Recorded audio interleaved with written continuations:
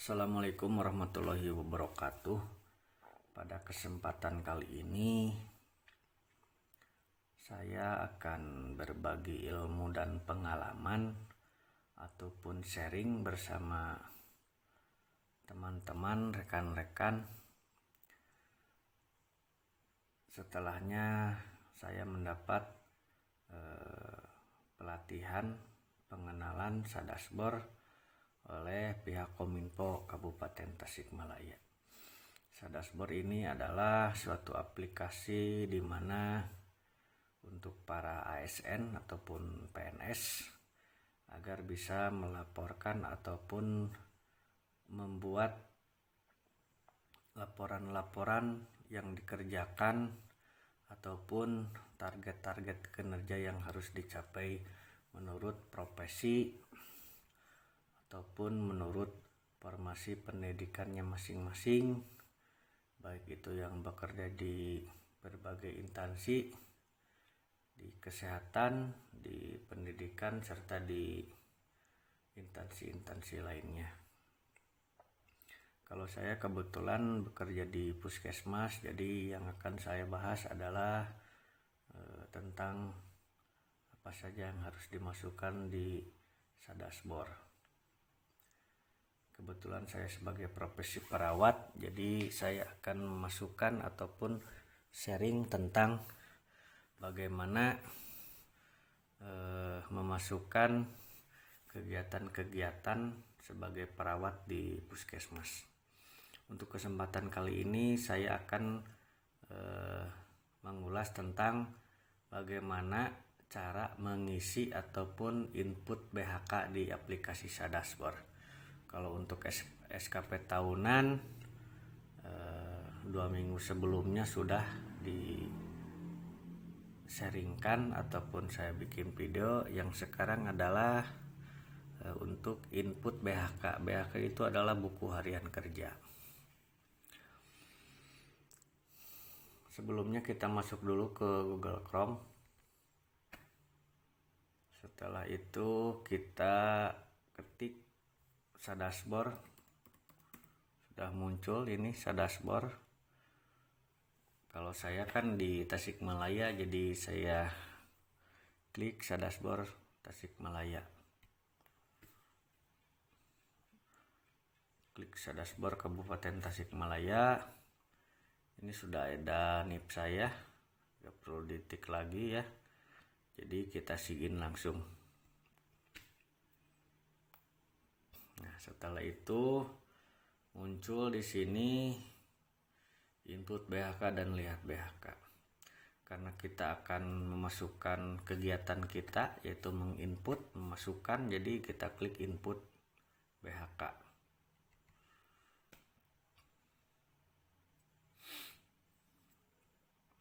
Salah satu contoh di sini, kalau untuk tanggal 13 sampai tanggal 13 bulan 2 2021 ini sudah ada kegiatannya dimasukkan. Jadi muncul di sini lihat ya. Kalau yang dari tanggal 15 sampai dengan tanggal 20 saya belum memasukkan kegiatan harian saya di input BHK. Tetapi saya sudah mencatat di buku ontang-anting harian. Jadi tinggal memindahkan saja. Contoh pertama untuk hari Sabtu tanggal 20 bulan 2 tahun 2021. Pertama-tama kita klik dulu di sini di buat baru sesuai dengan tanggal yang ingin kita masukkan. Buat baru. Nah, lalu muncul seperti ini. Contohnya tadi saya datang jam 7.45 ke kantor ataupun ke puskesmas. Pertama melaksanakan kegiatan yaitu Ntar dilihat dulu di buku. Jadi tadi pertama jam 7.55. Jam 7.55 tadi pas kebetulan di IGD datang pasien dengan bekas luka terbakar, yaitu pasien dengan kombustio. Langsung kita masukkan kegiatannya. Tempatnya tadi di puskesmas.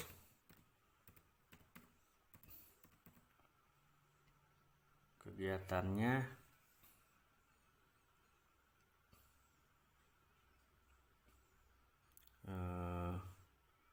ganti balutan luka kombustio.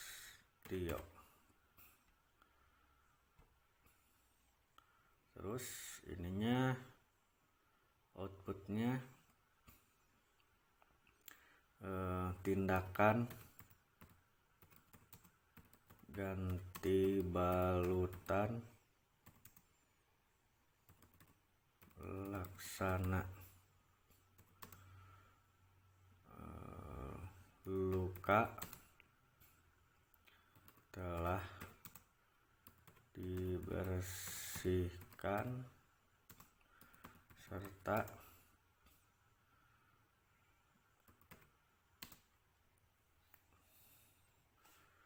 dilakukan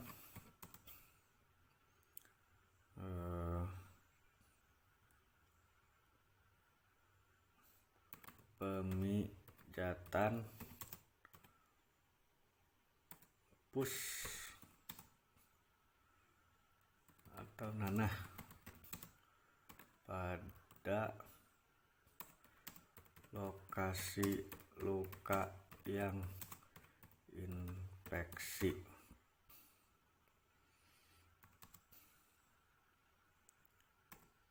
Pasien merasa nyaman ketika lukanya sudah bersih.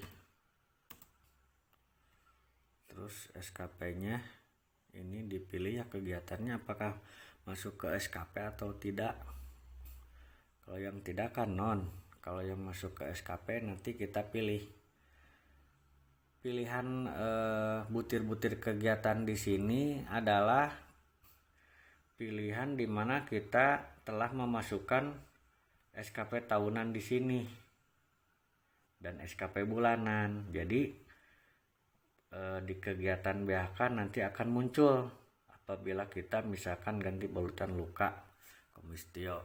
Apakah di sini ada SKP yang menjurus ke tindakan ini atau enggak gitu butir-butirnya. Kita lihat. Nah, ini berarti ada melakukan perawatan luka. Kita klik, berarti ini masuknya ke SKP. Setelah itu kita submit. Nah, selanjutnya kegiatan kita ini dari 7.55 sampai kita selesai ganti balutan luka kombustio itu berapa lama? Misalkan setengah jam ataupun 40 menit ataupun 50 menit ataupun 15 menit, bisa jadi saja ya seperti itu. Kita klik lagi kegiatan ataupun tindakan yang kita lakukan pada jam yang berbeda. Jadi kita klik lagi di sini. Tadi saya melakukan tindakan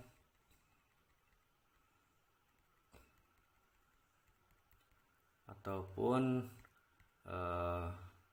penkes, penyuluhan kesehatan terhadap pasien yang berkunjung ke puskesmas.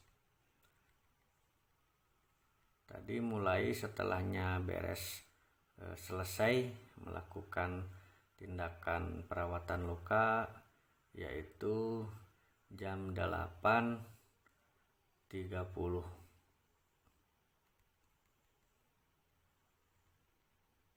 lagi jam 8.30. Ya, seperti ini. Tulis lagi di sini tempatnya di puskesmas.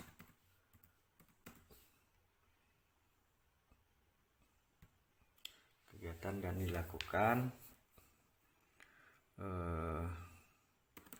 Penkes terhadap pasien yang berkunjung. Penkesnya bisa disebutkan ini pendidik kesehatan tentang penyakit diare, misalnya seperti itu. Terus di sini outputnya setelahnya pengunjung ataupun pasien yang datang diberikan Penkes tentang penyakit diare. Mereka mengerti tentang penyebab dan antisipasi penyakit diare, misalkan seperti itu. Nah, terus kita pilih lagi di sini di kolom ini apakah ini masuk SKP ataupun non SKP. Kita lihat apakah ada Penkes di sini.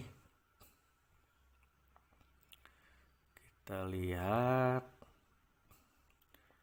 rasanya kalau untuk Penkes ini di sini ada mungkin. Nah, melakukan pendidikan kesehatan kepada masyarakat.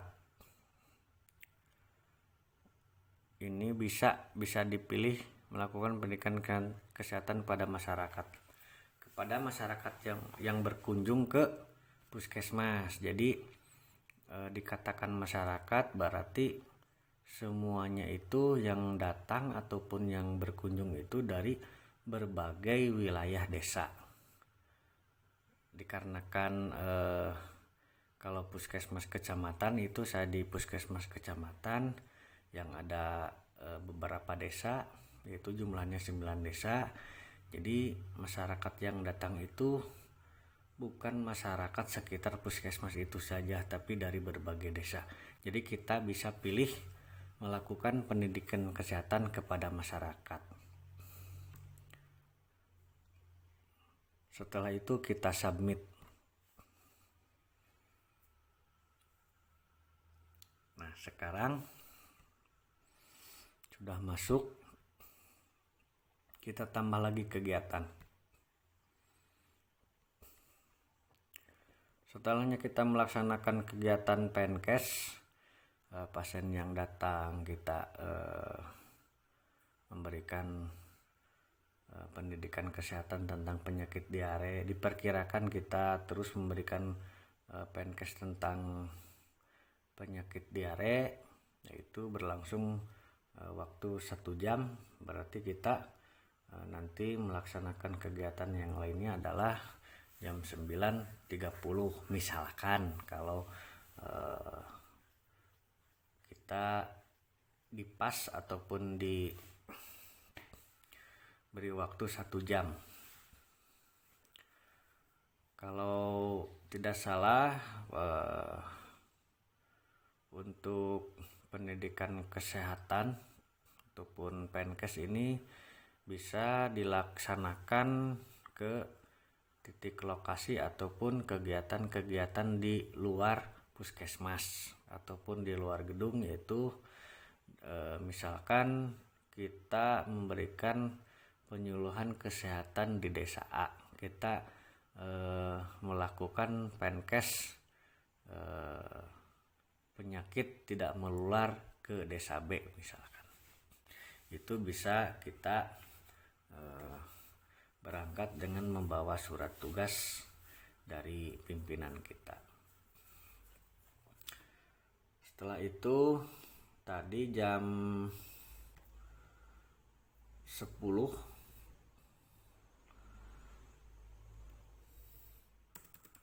saya ke kantor kecamatan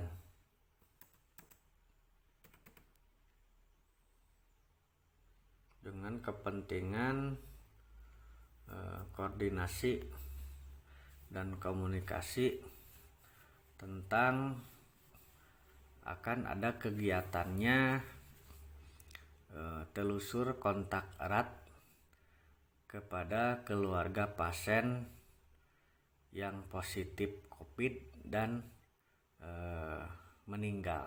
Jadi otomatis keluarganya harus kita periksa ataupun kita swab. Takutnya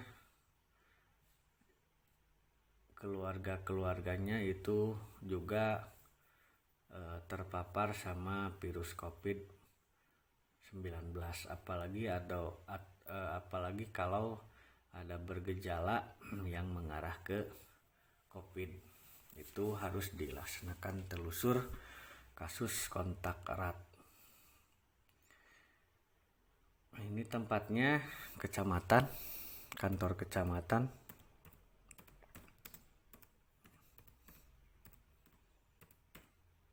Kenapa untuk telusur kontak erat harus ke kantor kecamatan? Karena ketua gugus tugas kecamatan adalah Pak Camat. Kegiatannya komunikasi dan koordinasi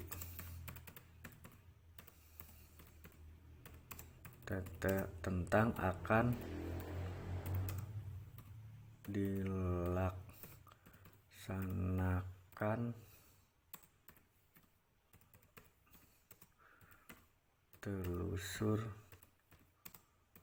kontak erat positif COVID. Terus di sini di outputnya bisa kita tulis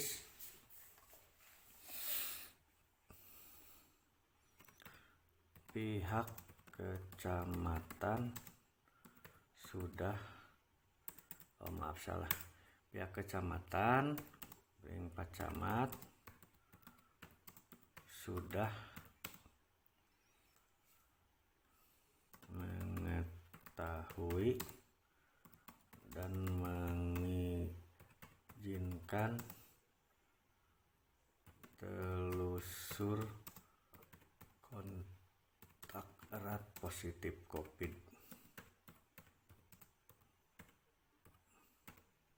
Nah, seperti ini. Kita cari lagi di SKP. Apakah telusur kontak erat itu ada di SKP dalam tindakan-tindakan keperawatan? Ini butir-butir kegiatannya sesuai dengan jenjang jabatan. Kebetulan saya sebagai perawat ahli pertama. Kita lihat di sini ada nggak telusur kontak erat untuk pasien positif COVID.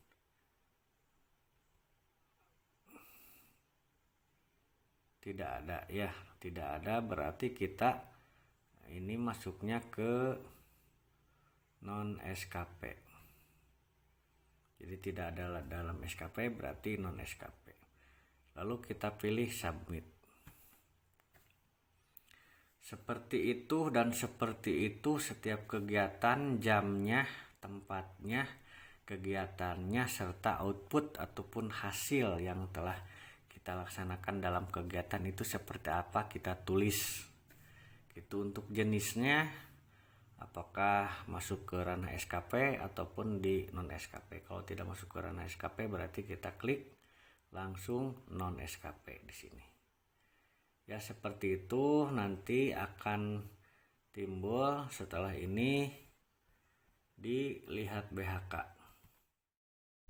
Ya, sekian dan terima kasih. Assalamualaikum warahmatullahi wabarakatuh.